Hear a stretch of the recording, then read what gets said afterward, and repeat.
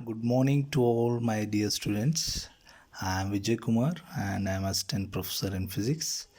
So, because of the COVID, we cannot complete our syllabus. So, just I am going to talk about the remaining syllabus because these things are very important for the examination point of view. So, just I will try to explain how these energy density we are going to derive. Okay.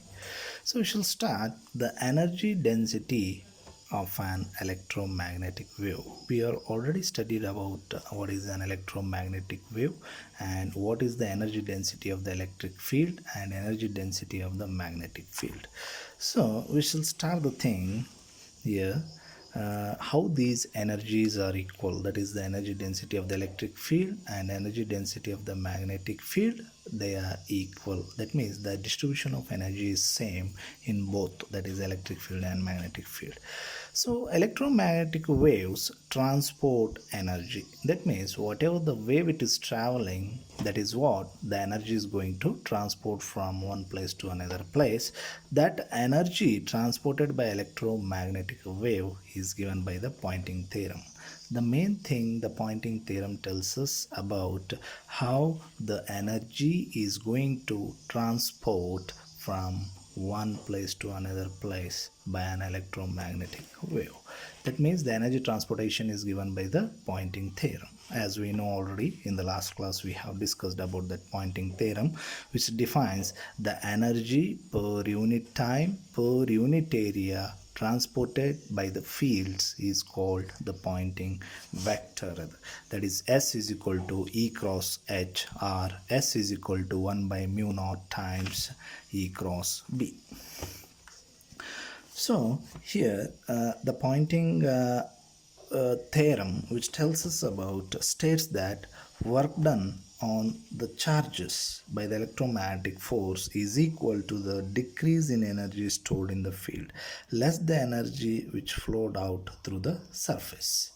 So now coming to the energy density, the electromagnetic wave transport the energy. That energy transport is given by electromagnetic wave, that is the Poynting theorem, which is surface integral of E cross H times the surface, or that is ds, that is equal to minus partial derivative with respect to time, volume integral of times E epsilon naught E square, that is the electric field. This is our the energy density of the electric field. In the same way, the energy density of the magnetic field is 1 by 2 times mu naught H vector square into over a volume, small volume dv. Therefore, surface integral of S ds, because the E cross H, which gives our Poynting vector, which is S, that is this much is this, that is into ds, that is equal to, as it is, that is dou by dou t into volume integral of half epsilon naught E square plus half mu naught H square into dv.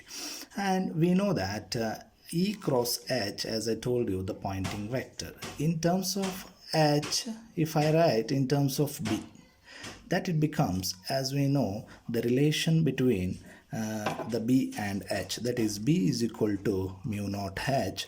If I write H, that is H is equal to B my mu naught. Therefore, here instead of H, just I can write B my mu naught. Therefore, 1 by mu naught E cross B. That means these, what it is telling, that the electric field is perpendicular to the magnetic field. It is what the Poynting, according to the Poynting vector.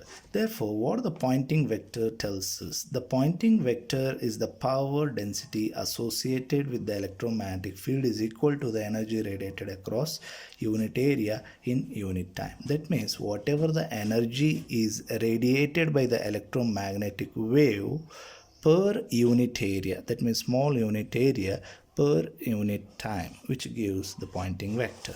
From these Poynting vectors, or a Poynting theorem, the energy stored, how much energy is stored in the electromagnetic wave per unit volume in an electric field is given by, that is what this is our the energy stored. That is what type of energy? Electric field energy as well as the magnetic field energy. Therefore, The energy stored is U is equal to half times epsilon naught E square RMS plus mu naught H square RMS. Here the root means square times the square of the electric field, and it is our magnetic field. But this is how I call it as equation 1. And but the here the electric field along the x component and the magnetic field along the y component, therefore modulus of Ex by Ey I can write it as that is equal to mu naught times the epsilon whole to the power of half, because E is equal to E epsilon naught and Hy is equal to 1 by E epsilon naught, that is equal to half.